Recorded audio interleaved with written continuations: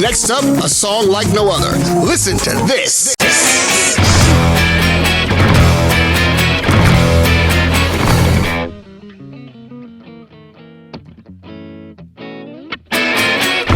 Sorry to keep you waiting. Maybe with last month you might have thought, oh, he's getting the hang of this now, he's going to pump them out monthly, but no, I'm sorry, I can't do that. Simply because I didn't listen to much in August, like literally like 4 different albums.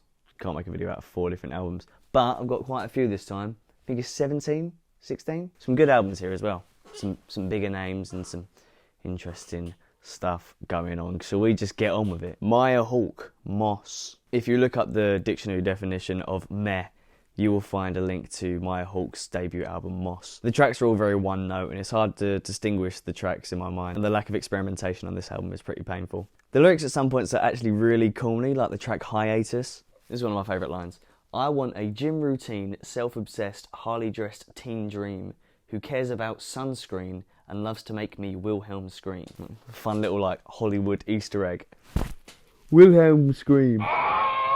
Like, yes, Maya, we know you work in Hollywood. That's literally the only reason we're listening to this album. Björk, Fossora. Björk, I was so excited for this album, and it was such a letdown. It's not bad at all. I actually think it's quite okay, but it really isn't easy listening. There's some cool sounds being made and some fun production details, but it's not very enjoyable to listen to. Alex G. God Save the Animals. In my last video I talked about having irrational prejudices towards certain artists like Steve Lacy and Bieber. Well, sometimes my irrational prejudices are correct. Alex G sucks.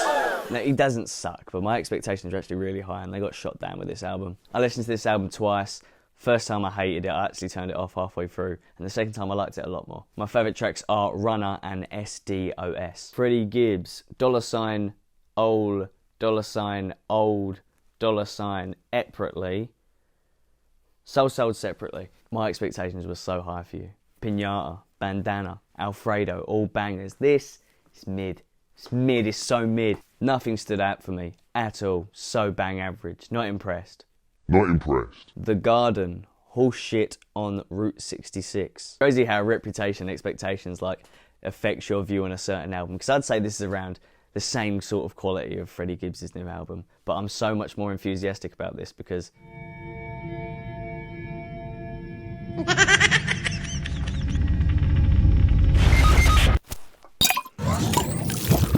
I weren't expecting to enjoy it that much. A very different take on a modern punk record. This is definitely worth a listen. Listen to the track Freight Yard. Shygirl, Nymph. Really fun and easy listening. Some very cool production and very smooth, silky, intimate vocals. Definitely a must listen for me. Listen to the track Honey and Firefly. Rina Sawayama, Hold the Girl. Love Rina. Loved her 2020 record Sawayama. It was brilliant, especially how she mixes pop and metal. It's a fun blend of genres. You can hear this on tracks like XS and STFU.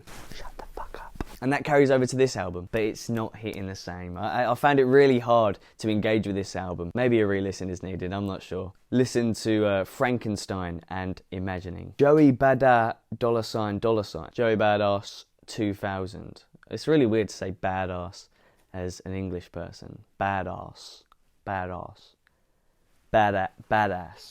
Yeah, this record's good. Not much to say about it. It suffers with the same problem Freddie Gibbs' album has. It's nothing really stands out for me. With Freddie's album, it kind of stayed on a straight line, and so does this album, but instead the line's a bit higher, and it's just better. This is a terrible review. Bladee, Spiderr. I'm loving Bladee more and more with every single album. Crest last year was a really big improvement from his last stuff, and I'm really enjoying this album. Definitely listen to Understatement and Haha. DJO, Decide. Who? That's what I was asking myself when I saw this come up on my feed. Who are these people? I don't know, but it's fucking good. Turns out, it's bloody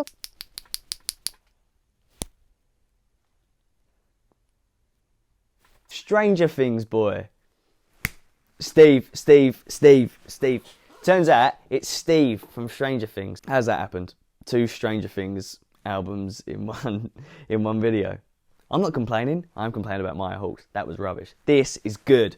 I was really surprised how much I actually enjoyed this. I'm aware technically this isn't an outstanding album, but I really enjoy the sound Joe Keery's going for in this album. I'd say if you enjoy Currents by Tame Impala, definitely give this a go. Kenny Beats, Louie. This is an instrumental album by acclaimed hip-hop producer Kenny Beats, and I'm a very big fan. Once again, very easy listening, and there's hardly a dull moment on an album with very minimal lyrics, which is... Listen to Still, JPEG Mafia's on there. Beyoncé, Renaissance. It's fun, it's funky, it's sleek, it's sexy, it's soulful. It's very good. I'm a huge fan of this album. Probably one of the best mainstream pop albums of the year for sure. And you've probably heard half the songs on here already, so give it a go. My favourite tracks are Energy and Plastic Off the Sofa. JID, The Forever Story. I really, really like this album. I feel like JID's music is really mature into a more highbrow standard, so it can be regarded as one of the albums of the year, and I think this is one of the albums of the year. There's some really good storytelling on here as usual, as well as the expected eloquent and speedy deliveries he's known so much for. Listen to Surround Sound, Radar and Can't Punk Me. Big Thief, Dragon, New Warm Mounting, I Believe in You. Yes, that's the real title. This came out in like February, I think, and I was meant to listen for the longest time, but the hour 20 runtime was really intimidating to me, and I don't know, I just couldn't commit to it. That's like a whole movie. No, it ain't, but that's a lot of time.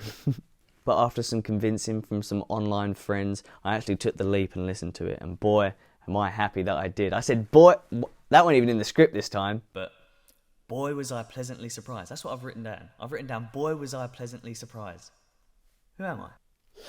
This is definitely one of my favourite albums of the year so far, and I'm finding it really hard to describe how this album actually makes me feel, or to describe the music itself, so instead of me doing that, just listen to these tracks. Time Escaping, Certainty and Sparrow. Lastly, Jockstrap, I Love You Jennifer B.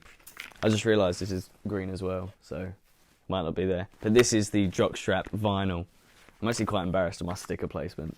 You might know by now that I put my favourite albums at the end, and this is definitely one of my favourite albums. I got the vinyl, for God's sake. I listened to this album on the plane home from my holiday, and it felt like I was flying, because I was. But if I was on the ground, I bet it'd feel exactly the same. This album's really hard to categorise, from tracks like What's It All About to 50-50 Extended Mix. It's really impossible to pin it down. There are some awesome experimental sounds on here, as well as some excellent heartfelt songwriting. This is one of the best albums of the year so far. Listen to Neon and 50-50. And maybe, if you're feeling good, chuck in Lancaster Court in there. Yay, we did it! We did another month. I really hope this came out well. I hope the green screen works. Because I'm quite worried. I'm not sure about the lighting, and because it's so creased, if it'll even be that good. But fingers crossed, guys. It was my birthday recently, so everyone say happy birthday. And also, I got a job. Yay! Working in social media. So, if you can say happy birthday and well done, Joe. Anyway, I don't know what else to say. I feel like this video was quite short, and I don't want to leave you guys. Like the video, please, for God's sake, and comment something. Maybe you don't agree with something I said, or maybe you want to listen to one of the albums I spoke about. Go, hey Joe, I want to listen to the new LXG album. Come on, interact with me. Like the video, subscribe to the channel as well. I have like 30 subscribers, and I average like 50 views. So there's like 20 of you who are not subscribing. Why I order? Anyway, thanks for watching. See you next time, maybe. I don't know. Okay, so it's the 13th of October. If this video isn't out by the 16th, I'm not going to be happy with myself. Okay, bye. But is it worth it?